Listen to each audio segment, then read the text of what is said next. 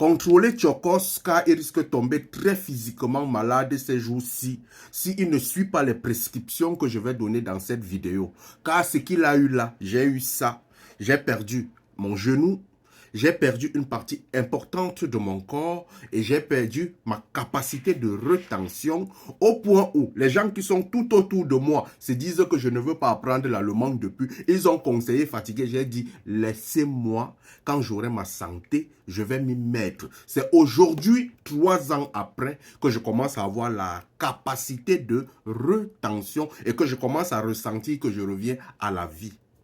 Dans cette vidéo, je vais donner un conseil très important, ou sinon des conseils très importants à une personne qui a perdu un business comme Tokos, à une personne qui a perdu un membre de la famille par accident, par exemple, à une personne qui a perdu un couple d'une façon brutale. Ces choses-là, ça touche le cerveau, ça touche la psychologie. Moi, j'ai perdu mon business en Ukraine par la guerre. Du jour au lendemain, j'avais planifié la vie. J'étais sûr que l'année qui suivait, je devais me retrouver autour peut-être de 20 000 $ chaque mois comme salaire.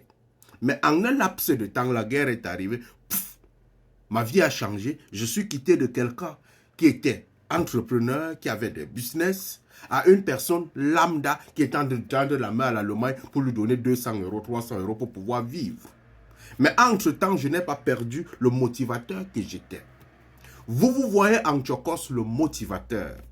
Mais au fond de lui, il est malade. Pourquoi il est malade? Parce que Tchokos quitte de l'étape de chef d'entreprise à une étape de mendiant. Il avait déjà de l'argent. Il ne demandait pas le crédit à quelqu'un. Du jour au lendemain, il a dit dans une vidéo qu'il va aller voir les Chinois. Il a des partenaires qui vont le relancer. Et c'est ça qui va le rendre malade. Pourquoi? Parce que lorsque vous perdez comme Tchokos, lorsque vous perdez dans votre business, lorsque vous perdez votre capacité, votre niveau de vie, en un laps de temps, vous voulez accélérer pour pouvoir retrouver le niveau de vie d'avant. Mais vous ne le ferez pas. Et lorsque vous essayez d'accélérer, c'est là où vient la maladie. Mon père a essayé d'accélérer, il a fait un accident. J'ai essayé d'accélérer, j'ai fait un accident. Ma soeur a essayé d'accélérer, elle a fait un accident. Juste lorsqu'il y a eu de ces chocs brutaux, les choses que tu ne t'es pas apprêté véritablement dans la vie. Lorsque tu perds une chose importante dans ta vie, prends le temps et essaye de guérir. Tu as la connaissance. Cette connaissance, tu sais que tu l'as et tu ne la perdras jamais. Mais si tu te mets dans la phase d'accélération, les gens autour de toi, parce que tu es un motivateur, le cas de Tchokos, se disent que tu vas bien. Mais toi seul, lorsque tu es couché sur ton lit, tu commences à revoir ta vie.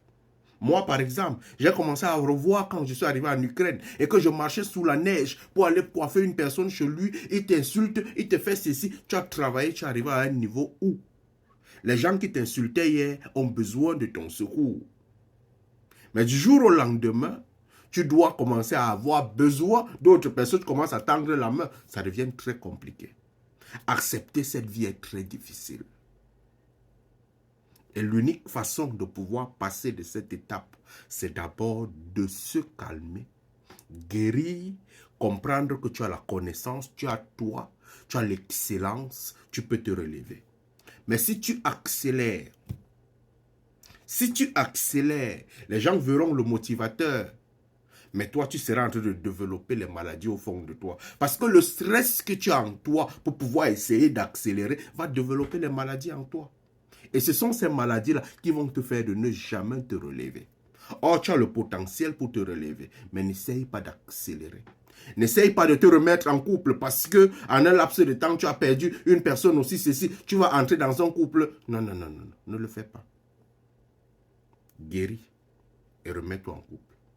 N'essaye pas de te remarier, pasteur Marcelo, vous allez voir. Je ne le cache pas.